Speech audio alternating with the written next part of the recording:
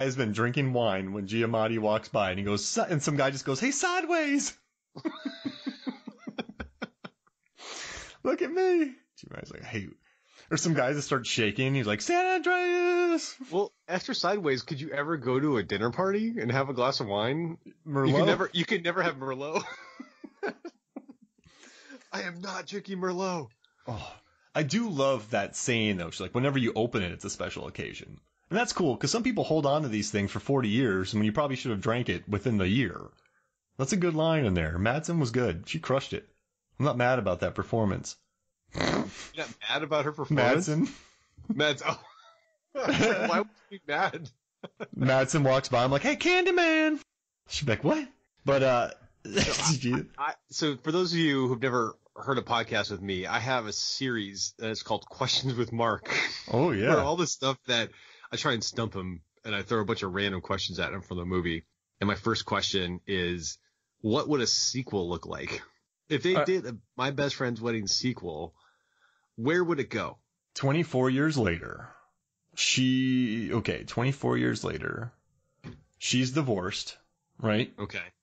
And it wasn't her fault. It was his fault. He couldn't stand being with a really successful politician. She's a politician now. She used her clout from being a food critic to become a representative. She gave a restaurant a really great review. They funded her campaign, and now she's at. So they go to visit, but it's supposed to be the couples visiting in the Bahamas. Sure. It's like couples retreat? Yeah, exactly. And so she drags George with her because, so then they go. But then she starts meddling in theirs, and then the movie just becomes about George and his life and him meeting somebody. Oh, maybe they'll team up to break up George's wedding. Yeah, that guy's I'm your love. Yes, there it is. Maybe. I mean, I envision maybe a wife swap thing going on where Michael and Jules finally get together 23 years later. Oh, that'd be messy. Yeah. That'd be like a sequel to Closer. Oh, why'd you go there? That movie hurt my soul so bad. I actually know a couple that broke up after watching that movie. What? Yeah, they watched it and they broke up because they realized how bad their relationship was. And they watched it. They just looked at each other and was like, yeah, let's just end this. Wow. That's the effect Closer has on people. Wow. Can we not talk about it? It just hurts me too much. The movie should subvert genre. It should be a rom-com, but it should also find a way to be different from that. Now, we've already had our protagonist being an antagonist in this. So they just, okay, how about this? They get this invite to go. George, Julianne, Kimmy, and Michael to go to this island. A destination wedding. Yeah. No, not even a wedding. They just get this invitation. They go to this island, and it turns out that some guy, a Michelin chef that she gave a bad review to in the 90s, has since become a billionaire. And since that review really set him back, he set in motion a plan to bring the four of them to an island. It's like, I know what you did last summer. Yeah, and they're strapped. He straps them with vests that can explode. And the four of them have to pick which one of the four to kill. And it's called My Best Friend's Funeral. Dead. My Best Friend's Funeral. My Best Friend's Funeral. Oh, that's kind of a dark comedy there. It would no longer be a romantic comedy. It would just be a dark comedy. That's subverting some stuff right there. And then they chat a lot.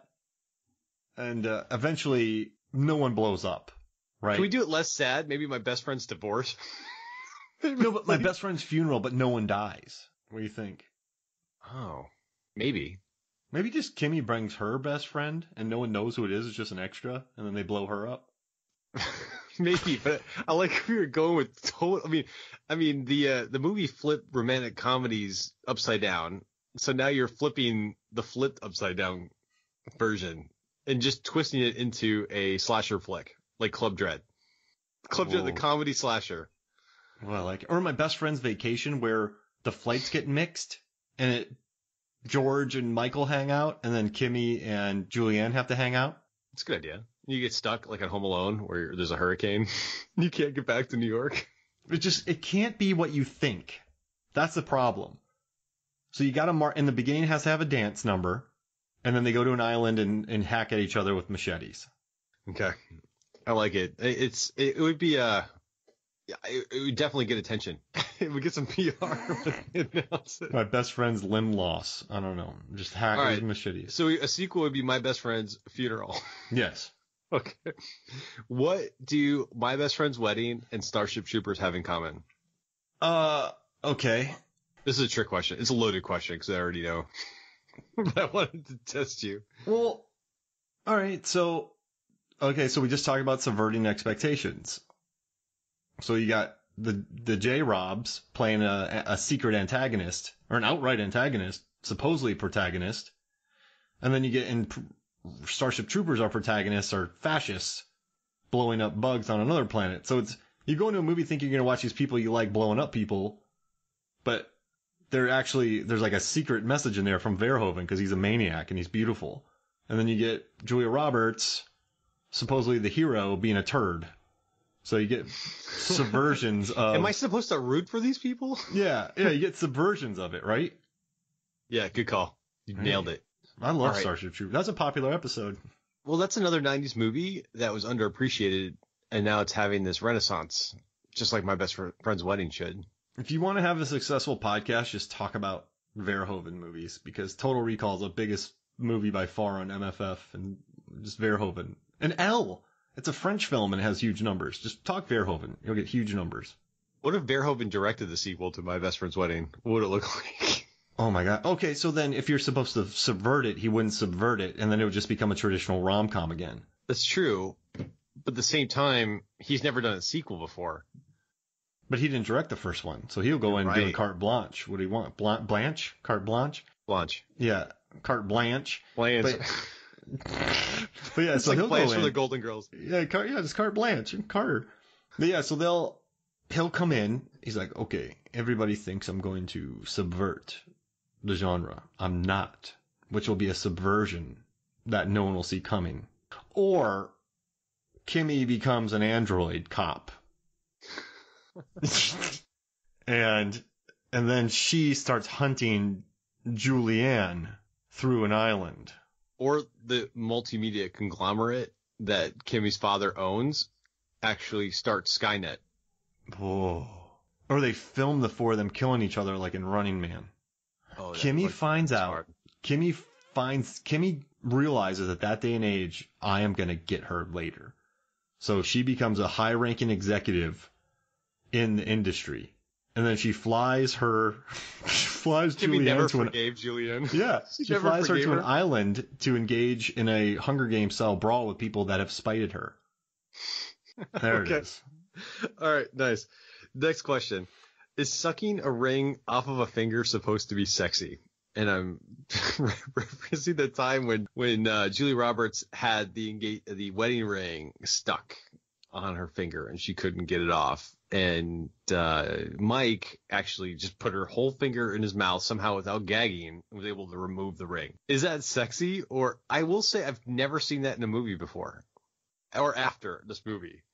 I mean, I guess when you're older, you're probably thinking germs. And like, did she use hand sanitizer first? But if you're 15, 17, you see that, you're like, oh, I get it. Like, is that a thing? If you're 15, you're like, is that what? People do that? Because the way they play it, it shows intimacy between them, right? So it's an interesting technique, I will say. But I guess it was meant to be that, right? That's what they wanted it to be. You're right. I think you nailed it. Joking aside, intimacy, knowing that person so well and having that rapport was an interesting scene. And it sticks with you. It stuck with you 20 years after you watched the movie. Yeah, you didn't see that coming. I thought he was going to snap her finger off and just take it. Yeah, what is going on here? Brother. I saw one article that said he almost got her pregnant with that move. Yeah, that was good. I read that too. That was a funny one. I'm telling you, people like this movie. People dig. I didn't know what to expect from reading this. I forgot how much that this movie, it's, I don't know. I forgot how much this movie kind of, like we said again, subverts meant to people. Yeah. Next question. What was Julianne's motivation in the movie? Was it love, jealousy, winning, or losing? Or not losing, I should say. All right. What were the 4 options? Was she really in love, or was it jealousy? Did she want to win, or was she just afraid of losing? What's the motivation here? I'm losing jealousy and afraid of losing, right? Or wait, no. Let's see. Here, let me write these down because for some reason that's going right through my head. Jealousy. Love? Love. Does she actually love him? Or is she just jealous? Or she just likes to win? Because winning, people like winning. Or is she afraid to lose? Okay. She's not afraid to lose. I don't think she ever sees Kimmy as competition. That when she goes there, she's not thinking competition. Does that make sense? Wow, really? Okay, I look at it differently, but I'm curious to see what you say. And I don't see it as. Wait, is she worried about losing him, or is she worried about losing him? Oh, I thought losing the competition. Oh, yeah, I'll keep losing. Oh, it could be. Okay. See, that's the way I read it. I'll keep losing it. So she's not jealous because she's not jealous of Kimmy. She doesn't care about Kimmy. Like Kimmy does not keep her up at night. Because remember she said, who's that other floozy you had? Like Dietrich or something. She's just dogged on one of his exes. Let's see. I'm going to go back there and I'm going to get him. I don't think it's love either. I don't think it is. Interesting. Okay. I think she doesn't want to lose him because she can just have him whenever she wants him. So she can text him when she wants. They can go travel to Italy. He's there to be at her beck and call. They can go meet in Florence. They can do this. Like, if she loses him, she won't have that. And then also winning, I think she goes back there to win him back. I don't see love as a motivator in the beginning. Maybe towards the end, and maybe that's in her subconscious the whole time. But no, I just think she wanted to win. She wanted to win him back. She went over there. I'm going to go back. I'm going to go there and I'm going to win him back because I want to drag him to Italy whenever I want. It's not, I didn't see love from there and I didn't see jealousy from there. I just saw it as I'm going to go there and dominate. I'm going to go eat that creme brulee. Okay. So I took this executive education course in change leadership, and I had to read all this studies and research on how people don't fear change. They fear loss. So whenever you're trying to make a change or something is happening, the key motivator there is loss. So I think she was afraid of losing him more than actually in love with the guy. That's my theory. No, you're right. I thought what you were saying was like losing the competition. But yeah, she was afraid of losing him because he was her crutch. She could have had him all those times. And that's the cool thing about this movie, because we've all had those relationships where you're friends with someone and just it didn't go anywhere. Yeah. It's like buying a house. Like, you try to close on a couple houses, and they fall through for whatever reason. But then you have that one house that just everything happens naturally and it works perfectly and everything goes through, buyer, seller. There's a lot of the same with the relationships. And I think they're right here is that when you meet a person, it just sometimes things naturally happen the way they do. And you can't, they're not forced. Do you still stay in touch with those houses after they fall through? I don't, but obviously Michael did. Yeah. But yeah, you're right. I doesn't want to lose him. And then she wants to win. Like that's when the whole job is tailored towards her ego. Right. And I think, and I know you have to be a good food critic. You have to have the good taste, but you're used to sort of playing God. You're used to, it's a lot of power. My palate could not be wanting this today, or who knows who she is as a food critic. Maybe she doesn't like flan, but if she eats a good flan, she'll give it an A. Or she'll eat a great flan, but she hates flan, so she gives it an F. Like, who knows? Like, she can, like, I don't know who she is as a food critic. But no, I think I think she wants to win. No, it's good thinking. I think she wants to win, and she doesn't want to lose. And she's not looking at this as, there's no jealousy here. Kimmy is a non-entity in her world. Agree. She does not want to lose. No. Yeah. So she's there to win I'm making this tough on you. I'm not asking you softball questions. You're going to get the tough questions for the Ask Mark series. No, I like it. All right. I got two more. I got two more questions for you. I got two good ones. This movie is so complex, a lot of different layers. How would you describe this movie in less than 10 words? Right, in the simplest form. Less than 10 words. Let's see. Okay. So the core essence of this movie is you have a relationship for 9 years